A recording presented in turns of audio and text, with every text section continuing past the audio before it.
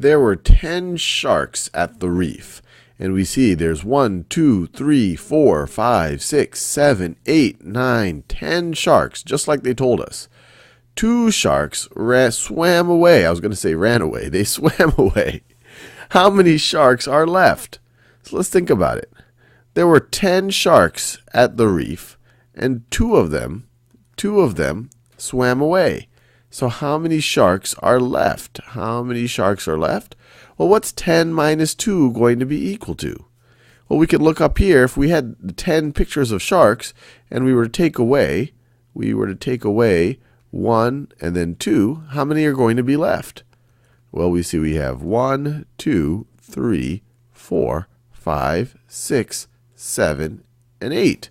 So 10 minus 2, 10 taking away 2 sharks, the 2 sharks that swam away is going to be equal to 8.